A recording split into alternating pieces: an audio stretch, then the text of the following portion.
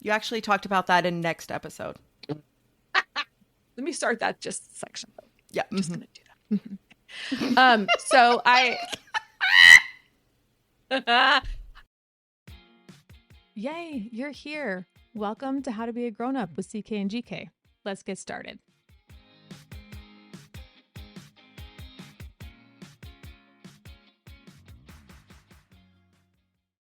Hi, everyone.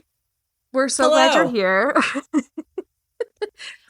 And legally, we are Caitlin and Ariella. That will make sense to you later if you listen to the end of the show, because you'll get it. All right. Welcome to How to Be a Grown-Up. This is the how-to show for moms who've served big snack for dinner and called it a parenting win. And if you're in my circle, you know what a big snack is. It's like a baby charcuterie board served in a ice cube tray. Try it. It's a big deal. With me today, again, I'm Caitlin, is Ariella Monti. She is a novelist, and she is the love child of a garden fairy and a swashbuckling pirate. Oh my God. That one I made up completely all by myself. Oh, that is my favorite thing. It's so good. Isn't it so good? Oh my God. That's you. Yeah, I'm putting that on merch. It's like the ultimate compliment. Yes. Oh, man. Today we're calming down. We are talking about parenting as a parent with ADHD. So last week we talked about parenting the child with ADHD, and today we're talking about being a parent who has ADHD.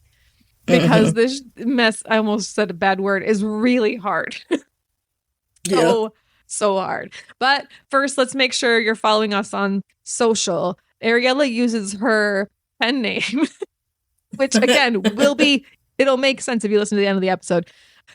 She follows, or no, she doesn't. She follows me. I follow her. Do. But we're not talking about that. We're talking about you following her at Ariella_Monti on Threads, Instagram, and the Tickety Talk.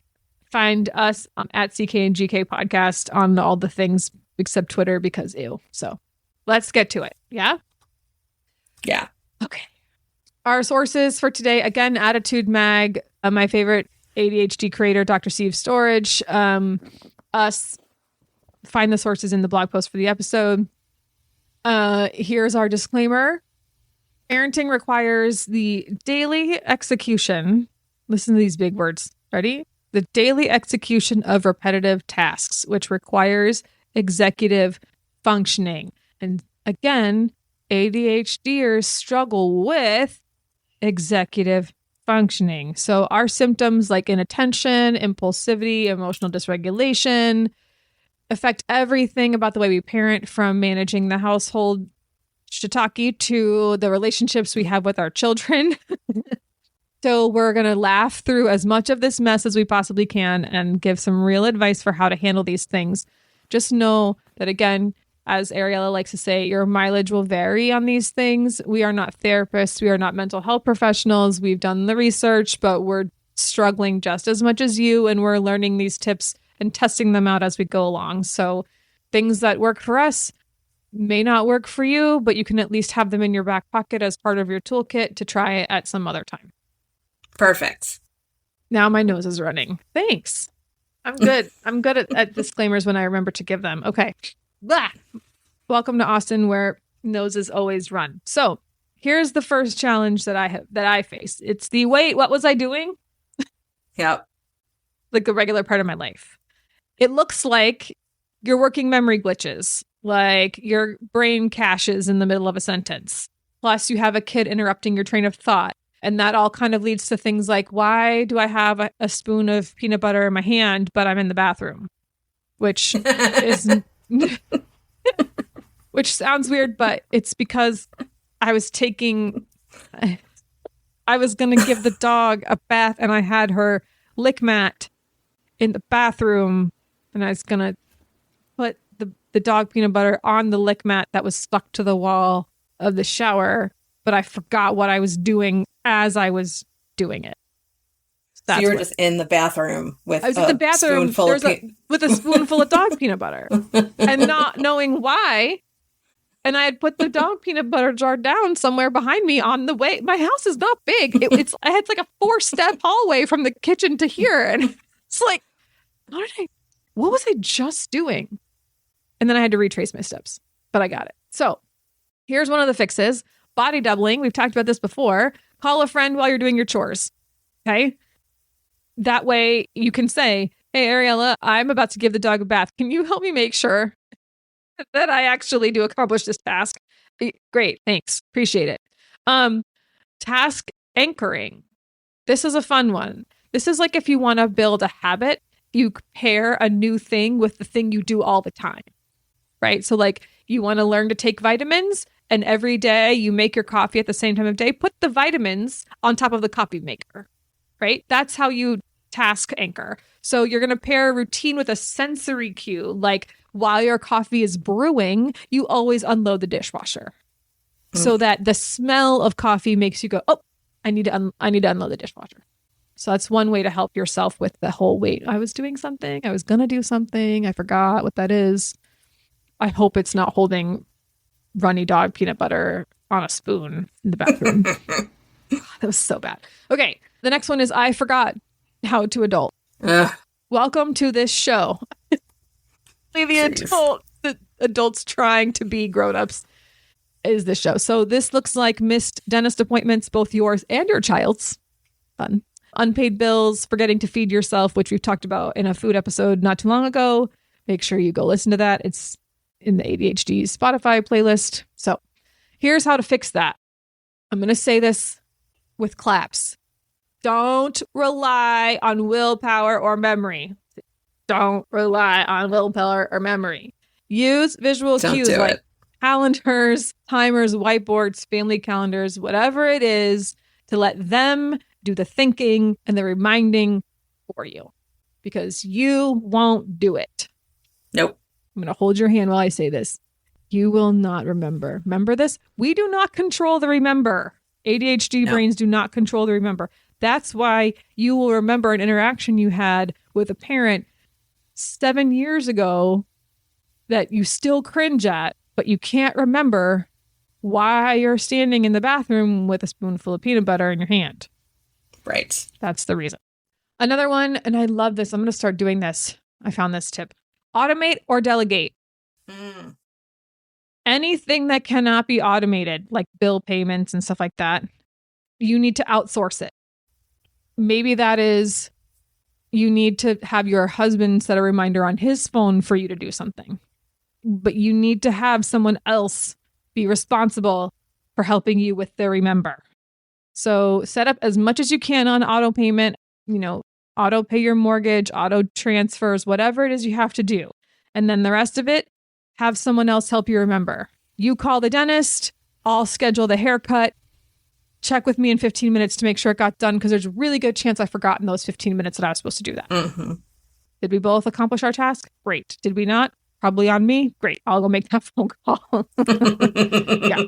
The other thing that I like to do is if it's an appointment that I can schedule via text, like my son's haircuts, I can schedule with our woman via text. I will, when he says, hey, mom, I need to get a haircut, with an iPhone or other phones, I'm sure at this point, you can schedule the message to go out. So it doesn't have to be, it doesn't, maybe, they don't wake up until after 8:30. So then schedule the message to go out at 9:45. Like those are things you can do. So try that. That's a good tip. Thank you. You can do it with emails too. Like write the email and then schedule it to send. Do that. Right. That's a good idea. Okay. Another challenge. So we've got 2 so far. The wait, what was I doing? The I forgot to adult. Here's another one. Time blindness meets the tiny time-sucking tyrants that live in your house. Not crotch goblins. That's not appropriate. That's not the ones there's another one that I was thinking of. Spawn. Anyway. Your offspring? Yeah. Offspring. But there was one that's kind of mean that I think is funny. Anyway, that's what they are. They're tiny, time-sucking T-Rexes, as you mentioned in the last episode. So what it looks like is, oh, cool, school starts in 5 minutes. Yep, this is definitely time to deep clean the fridge.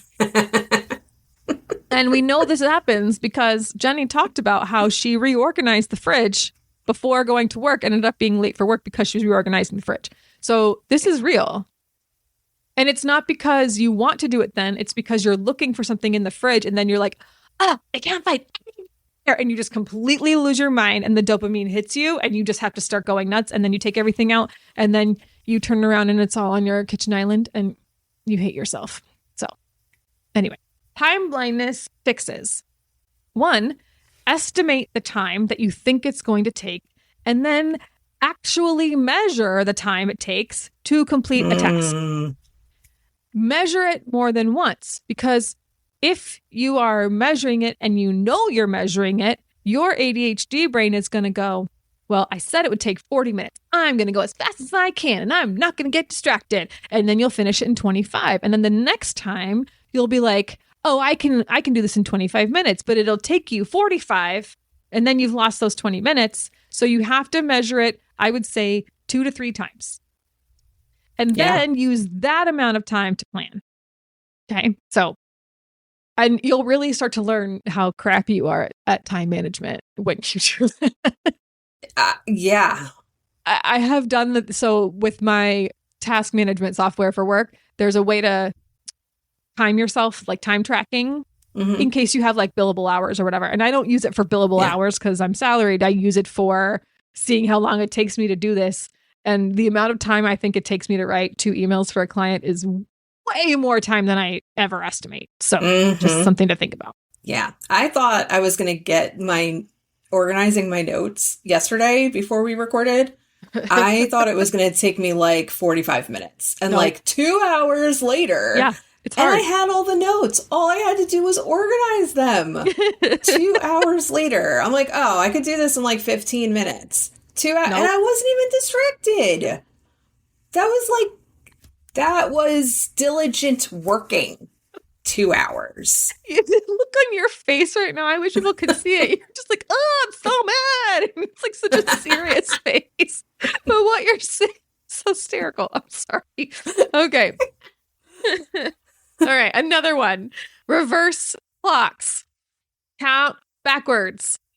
You have an alarm for like, oh, shiitake, it's time to get dressed.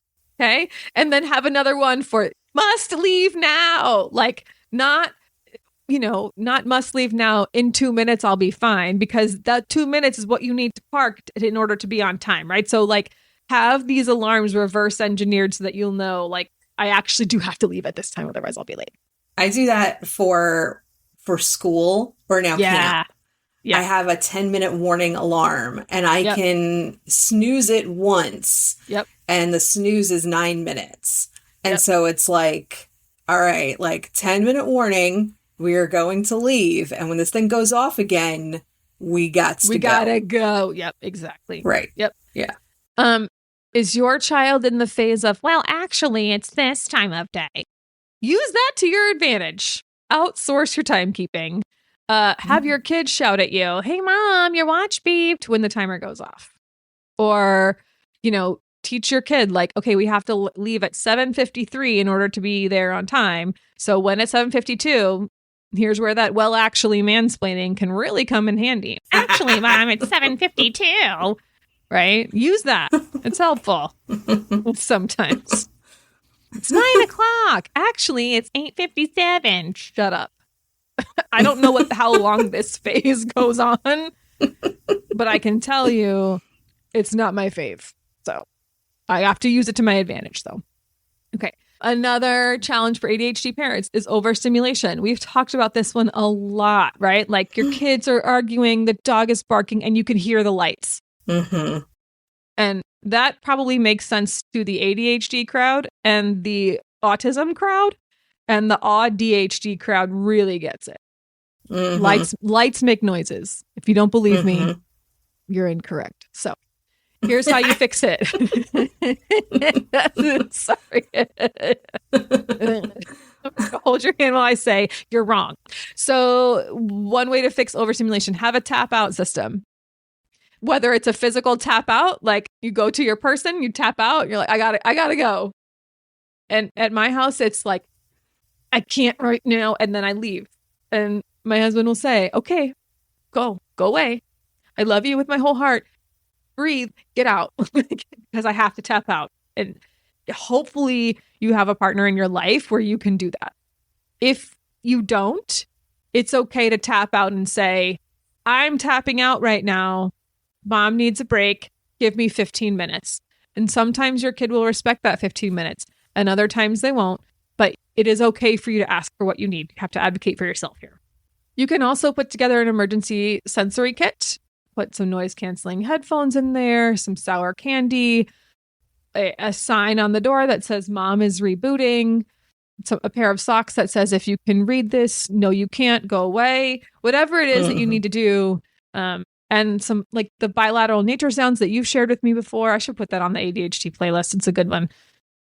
Just something like that to help you kind of come back down to earth and maybe find something physical to do. We've talked about like, angry sock throwing. We've talked about all these different things that you can do. I'll link that here.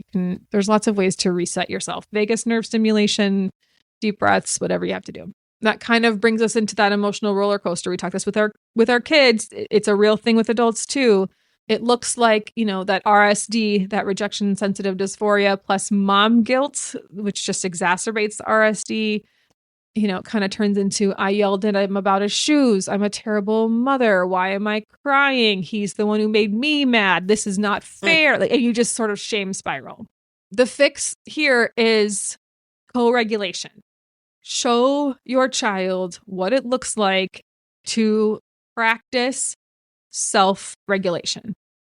Show them what it looks like to take a break. Show them what it looks like to take a deep breath. And do it in a way that's not an exasperated deep breath. Like I am the queen of being like, serenity now. And that's really not helpful because it just indicates that I'm overstimulated and angry. And it's not an actual calming down thing. It's just, it's angry breathing. It's not helpful.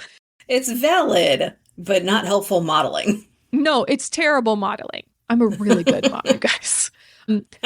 But show your child what it looks like to take a beat, right? How to stay calm. Put some ice on your neck and keep going. You need to also employ repair scripts, practice them. We talked about having a script for your child to use in certain social situations, but you need these too, right? I'm sorry, I got frustrated. My brain was overwhelmed. Let's try again. Or my brain really did not handle all those noises at once. I'm sorry that I was screaming, It is not bad parenting. It does not lessen your authority to apologize to your child, to work to repair a connection. And I think this is a different conversation for another time, but there's the whole gentle parenting thing, but I think it's gone a little bit too far and we need to bring it back a little bit. So it's okay to be firm in what you're asking for and still repair relationships and show that you're a human and be genuine with your kid about when you mess up. So have that in your back pocket. I think apologizing when I have been in that situation, like when I've been dysregulated and just acted in a very disrespectful way toward my child. Yes. The act of apologizing, I feel like has done more than kind of any other thing that I have learned in the last 9 years of being a parent. Like I feel like that has made such an immense difference over time that has just kind of gotten progressively better and more impactful as my son gets older.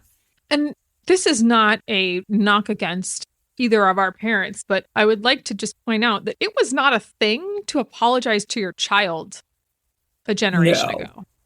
No. Parents might have said, I was wrong, but there was no apology. There might have been accountability, but there was not an apology for it. And I think that there is value in showing your humanness to your child here without apologizing for why you got that way, right? Like you can say, I was overstimulated. I was angry because I've asked you 47 times, which we discussed in the last episode. My brain cannot handle asking you that one more time. I apologize for the way that my anger came out at you. That was not okay. I can do better, and I will do better next time, or I will at least try to do better next time. And I still want you to go take the freaking bath. Go do it. Right? Like you can do those things. It's okay. Again, we've talked about naming your ADHD brain, naming the things that need a name. In my house, we have a name for the person who leaves cabinet doors open, sometimes leaves the front door unlocked. It's Myrtle. Myrtle does it. But you can name your ADHD brain, your RSD, Gladys, mock it. Oh, look, Gladys is over here, catastrophizing. Is that the word? That's not a word. It is a word. Catastrophizing. Yes, but I cannot say it. Like, good luck trying me to pronounce that properly. Yeah. Catastrophizing. I think it's catastrophizing, but someone's mad. Yeah. Where's the Merriam-Webster Instagram account when I need it? Anyway, but just name it and say like, okay, Gladys is at it again. And explain to your kid, when I feel ashamed about something that I don't need to feel ashamed of, that's Gladys. And I need Gladys to shut up today, right? It's okay. Now, all those things are challenges that we have, but there are some really cool strengths that I want to point out here as an ADHD parent. One, you are a hyperfocus ninja. Your child needs a 500-piece Lego put together. Guess who's on it? That's you. And you're probably really good at it, and you're going to do it really fast, and you won't stop until it's finished. Boom. Mm-hmm. And when it breaks, you don't want your kid to be the one who fixes it because you know how to do it already. So you're going to fix it. Yep. You are amazing at that. You are also a really, really, really masterful distractor and diverter of attention. So your child asks you in the middle of cleaning, Mom, why are sloths so slow? You know what? That's a really good question. Let's find out right now. And you're going to go look it up and you're going to turn it into an episode of Wild Kratts and it's going to be amazing. And then you're going to be mad at yourself because you stopped cleaning. But still, it's learning. So you're really good at that. Exactly. And probably your best strength as an ADHD parent is your empathy. You are an empathy champion. Your kid forgot their homework? Oh, baby. I have been there. I understand. It sucks when that happens. The best we can do is try again tomorrow. What can we do to remember? Let's put it in our drop zone. Let's put it in our launch pad. Here's how I have to make sure I don't forget my things in the morning. I put them all right here next to my whatever, or I put them on top of my keys so that I can't put them under my keys because then I'll forget they exist, right? Like, you are so good at that. And if your kid has ADHD too, you will be able to show them the things that have worked for you and then help them understand how you got to that point. I do this because let's figure out what works for you because you're going to be killer at that. So the bottom line here is that parenting with ADHD means your systems will fail. Yep. Sorry, but they will. They all work until they don't. Yeah. The one day you miss that habit, the one day, and then you've ruined, 4 years of habit stuff. Sorry. Yeah. But they will fail. Be prepared for that. Your keys will vanish. Sometimes dinner is going to be cereal. It's all okay. But your kids are learning from you. They're learning resilience. They're learning creativity. They're learning how to laugh through chaos. They're learning empathy. All those are real life skills. You're not failing. You're adapting. And that's really good for your kid to see. But the best thing that you can do for yourself and for your child is to give yourself grace. They need to see that from you. There's no such thing as a perfect parent, ADHD or not. They don't exist, okay? Because we're all humans. So when you make mistakes, unless you're a robot, or a fembot, whatever. I was going to say the perfect robot. The perfect parent is somebody who does not have children. because Every they're always the time. ones who are like, when I'm a child would parent, never, or if I yeah. was a parent, my child never. Yeah, the only perfect parents are the people who are not parents. Parenting would be so easy if it weren't for the kids. I just say that. Yeah. What makes you different is that when you make mistakes, you're going to take that opportunity to model accountability, model resilience, and model self-compassion. And speaking of self-compassion, next week we're talking about the stigma of ADHD, the ADHD shame spiral. Woo! Yay. And also specific self-care tips for ADHDers, because it's different for you than it is for the rest of us. So subscribe now so you don't miss it, and we'll be right back. Okay, y'all. POV, you find a diary exposing forbidden magic, and the hot museum caretaker's life depends on you burning it. Roots in Ink, the debut novel by Ariella Monti, is the fantasy romance for rebels. Use promo code CK and GK to get 20% off your copy at ariellamonti.com. Again, that's all caps CKANDGK for 20% off on ariellamonti.com. Get your copy for 20% off today.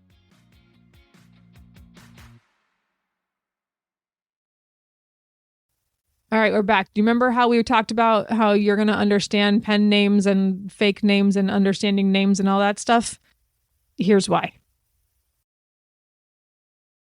So they'll have these two names, and I finally decided, I'm like, no, you know what? Everybody gets one name. Like, yep. I like how my one friend, I met her as Kara, but her non-pen name is, her real name is Tanya, and I have her in my phone as Tanya, because that's her government name. But then every time I go to text her, I'm like, where the hell is Kara?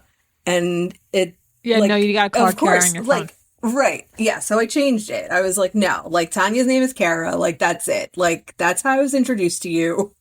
Yeah. This is how, this is how it is. My husband does that too. He's got he was on a sports talk board, Reddit sort of thing for a long time. And when he met some of the guys in person, he was like, oh yeah, this is me. And he used his handle.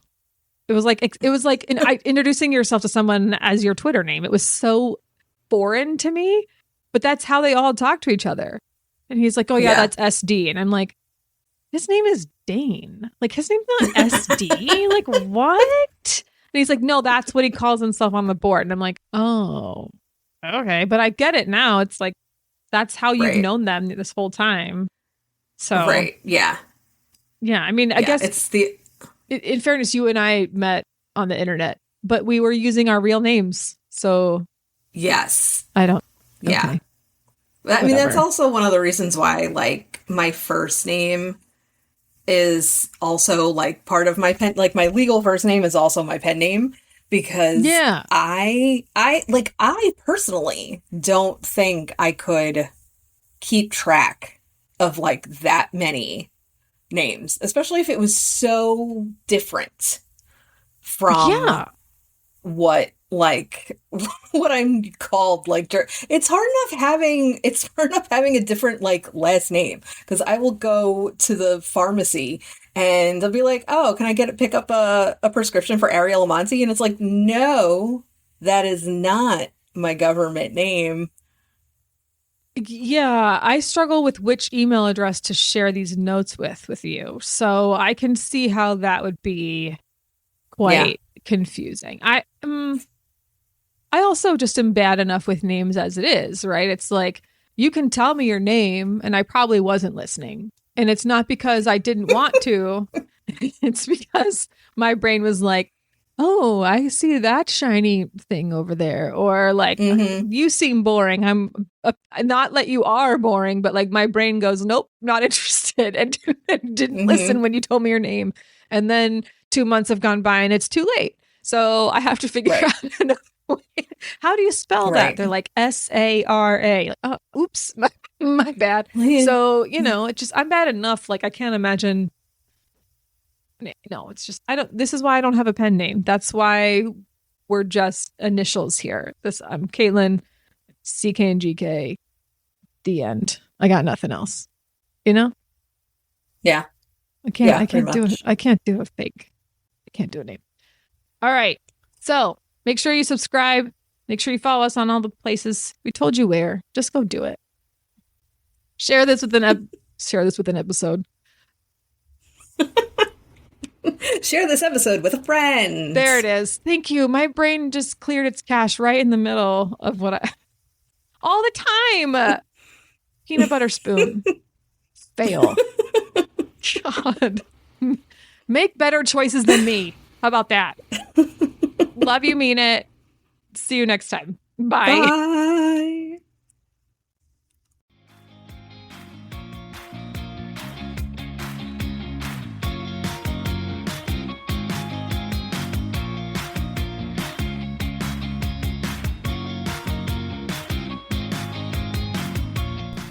Hey friends, thanks for listening to the CK and GK podcast. Find us at CK and GK podcast on Instagram and Twitter, and rate, review, and subscribe on Apple Podcasts, Spotify, Good Pods, or anywhere else that you pod.